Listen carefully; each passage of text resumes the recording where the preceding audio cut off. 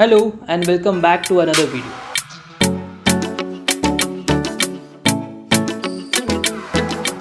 In the previous video I showed you how I created PCB coils in KiCad using a Python script.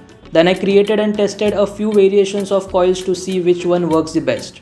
My aim is to replace the huge electromagnets with the PCB coils. In this video I will try to find a way to control the segments. So let's begin. This video is sponsored by JLC PCB. Turn your breadboard prototypes into professional looking PCBs. Upload your files and get your PCBs fabricated for just $2.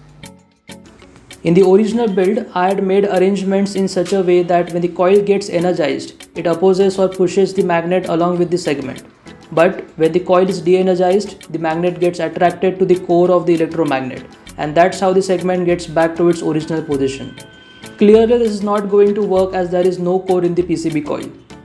Without the core, the segment will stay in its new position even though the coil is de-energized. To bring the segment back to its original position, the current through the coil must be reversed, which in turn would flip the poles and this time attract the magnet. This is often done using this circuit, which consists of 4 switches arranged in the shape of a capital letter H and hence the name H bridge. This is most commonly used to reverse the direction of a DC motor.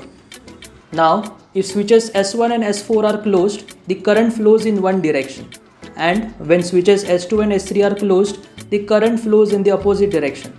Great. To practically build this circuit, we can use MOSFETs as switches. But as you can see, the circuit becomes quite huge along with some other components to drive the gate of the MOSFETs, which eventually defeats my aim of making the display smaller. I could use the SMD components, but it would still be huge. Say hi to PAM8016 and IC with all the previously mentioned components in a tiny package. By taking a look at its functional block diagram, we can see the H bridge, gate drivers along with other fancy stuff like short circuit protection and thermal shutdown. The direction of current through the coil can be controlled by providing only 2 inputs to the chip. Sweet. But there's one problem. Soldering a chip this tiny will be a nightmare for a person who's only experienced with reflow soldering is a few LEDs and resistors, that too using an iron. But I decided to give it a shot anyway. As an alternative, I found DRV8837, which does the same thing but is a tad bit bigger. While I continued to search for more easy to solder alternatives, I came across FM116B, which is again the same thing but with less power output and in a SOT23 package that can even be hand soldered. But unfortunately later I discovered that I was unable to order it due to shipping issues. Anyways, I designed a breakout board for the ICs and sent the Gerber files to JLC PCB for fabrication.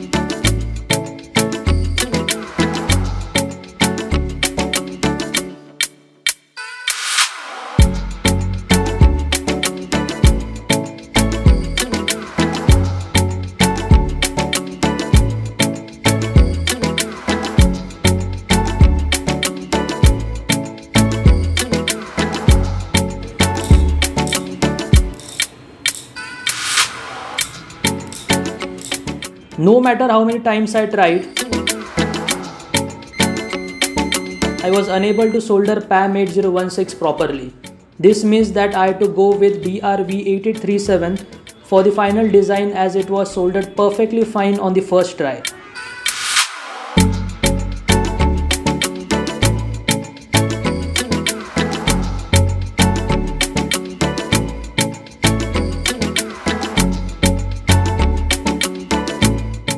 Everything works as expected, so that's it for now. The next and the final step would be to combine the 7 coils along with their H-bridge drivers together on a single PCB. So stay tuned for that. I hope you enjoyed this video and learned something new today.